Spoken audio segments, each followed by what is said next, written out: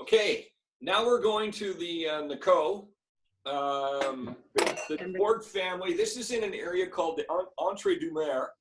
And if you look at Mark's map again, the Gironde River comes in from the Atlantic and then it splits in two. And when it splits, it becomes the Gargonne River to the south, and to the north, the Dordogne River. And I speak a touch of Spanish, and so mer to me always meant ocean. So when entre deux is entrance to the two oceans, and I was like, that doesn't make any sense to me. So I actually looked it up, and it's not mer as in ocean. It's actually short for mairie, M-A-R-E-E, which is tide in French. So this is the entrance to the two tides.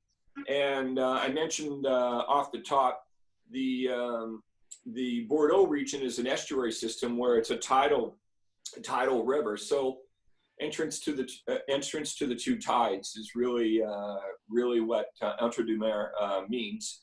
And this is between the two rivers, south of Bordeaux city, I think about 35 kilometers south. Their family, the Borgs, have been making wine now for, I think, 200 years. So they kind of got it right, I think. Pretty big production, but we went there. If you look at their label, it's kind of funny, but you'll see the Château here, and they have a palm tree, a golden palm tree embossed on top of the Château. And so before I went there, we were there last fall, Mark and Raji and I was like, I never really noticed it for what it was. And then when we went there with our negotiant, the topic came up, and they actually have a palm tree in front of the Château. And Lord knows where they got it from, but it's there and it's growing. It doesn't look super tall. It doesn't look as tall as this one, I don't think, in real life. But that just kind of tells you how warm it gets in Bordeaux, that they can easily grow palm trees there. This wine to me is probably the best value wine that we have in our portfolio at $31. Entre du Mer is a mix of soil composition, but again, more closely associated with the right bank than the left bank. But in this case, where they are, Cabernet Sauvignon does exceptionally well. So this wine is made up of vast majority, 65% Cabernet Sauvignon, 35% Merlot. When I tasted this wine, I've been bringing this wine in for, I think the first vintage I brought in was 2009 or 2010, and it was a good wine back then. But when you get through to years like 2015 and 2016. And when I had the 2016, I was like, I should buy as much of this as I can, because it's not going to go bad anytime soon. So I actually, in fact, ordered a pallet of this, which is 56 cases. And I thought, if I have to sit on it for a year, I don't think anybody would be really upset with me if they bought it a year or two from now. They'll be going, man, how do you still got that 2016? And I'll be like, because I bought a pallet of it. So there's lots of this kicking around, and lots of it in our system. And at $31.99, this is what I call your Monday, Tuesday, Wednesday night. You don't have to be a special occasion to open this at this price point. How long would you store this one? How long would it be optimal? Well, I would drink it now because I think it's pretty open, but because I mentioned earlier, it's got a Cabernet Sauvignon base mainly that's going to age probably longer than the first wine.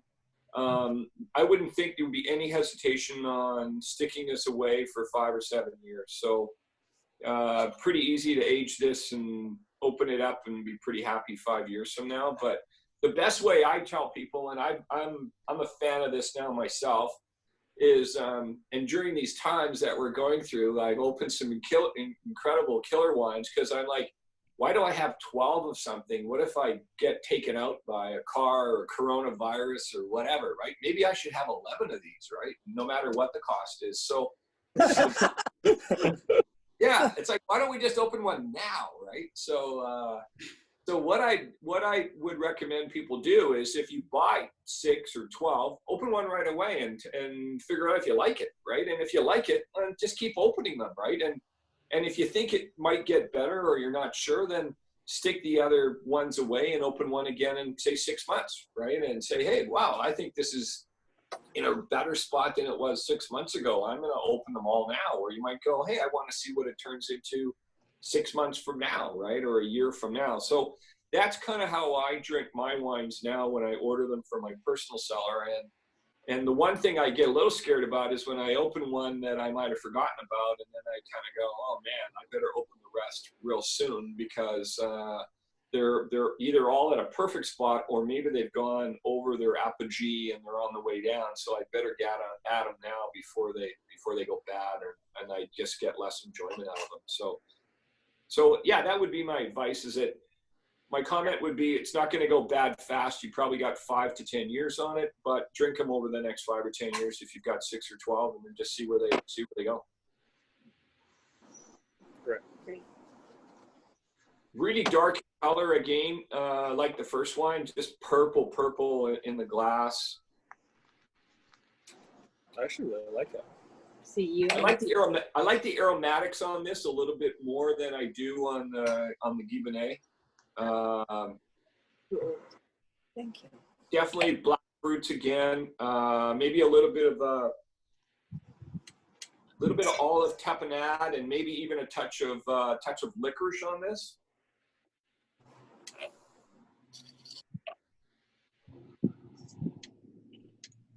Did you decant that one that you're drinking right now? No, I used a Corvin. Okay. Yeah. Actually, I used Corvin on this one. I used it on the first one and the third one because I couldn't. I think there was, for those that have ever wanted to try, this is a Corvin and it was designed by, I think it was a vascular surgeon, but it allows you to put a needle through the cork and you insert argon gas and then you can pour out a glass of wine and even Robert Parker's done this study to say that in this case, if you had, say, a glass out of it, it keeps the wine in its original state. So if you're trying to try wine, and where this has become instrumental is if you're doing tastings, and especially if you're in a trade and you're going around to restaurants, you don't want to be opening a bottle every time. So the idea behind Corvin is that you can keep the wine in the bottle as fresh as you can over a period of, they say, for up to years, and Parker's even endorsed them and said it's worked. But I've never gotten that far. I've only done it for tastings. I figure if you get halfway through the bottle, you may as well just drink the other half. So that's just so. Anyways, yeah. Mark, what I'm going to tell you is I tried the Corvin today, and I don't know if it was because there was too much wine in the neck of the bottle. I couldn't get the wine out of the Nicot. I couldn't get it out, so I just opened the bottle. But I could. The Corvin worked excellently on the Guibonet and on the Gui. And it's not out of gas? That's weird.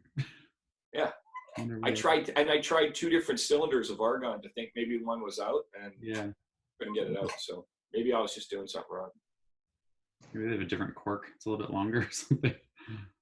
Yeah, but it was really high in the neck. What I noticed, the fill was super high. So I was just wondering if that maybe had something. There was just not enough room for the argon to get in or something. I don't know.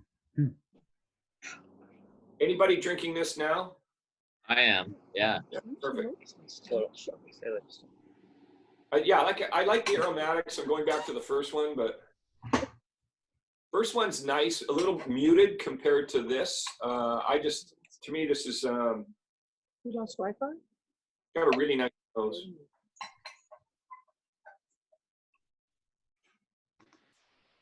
Nice. We have unlimited minutes now. Cool.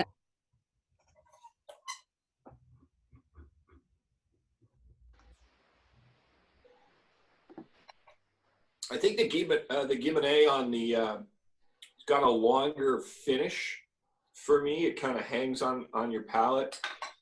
The Nicot is a little more simplified to me. It's I like the aromatics better, but I like on the palate. I think I like the Guibonet a little bit more, especially the finish. The Nicot, still a very good wine, and like I said, a really good value wine, but not quite as long a finish as the Guibonet.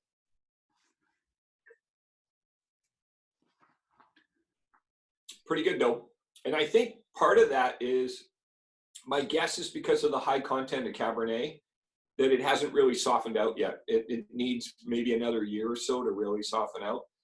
It would be interesting to see what this is like in a year and compare it to the Guibonet. But obviously the Guibonet is going to be a little bit more open for business now because it's got a high Merlot content of about, I think 75%, I said, whereas this Merlot content, I think, is about 35. So that cab is still pretty tight, but aromatically, it's very, very beautiful. Could you lightly chill either of those wines before you have it with you? I stuck them in the fridge. So just for those of you that ask about red wine and room temperature, I always find, especially at restaurants, that the wine is always way too warm. And especially if it's in a restaurant that's not a great restaurant and it's coming off a shelf. So I've asked so many times over the years if they can stick my red wine in an ice bucket for 5 or 10 minutes, or just pour as a small amount so we're drinking a little bit, and then jam the rest in an ice bucket.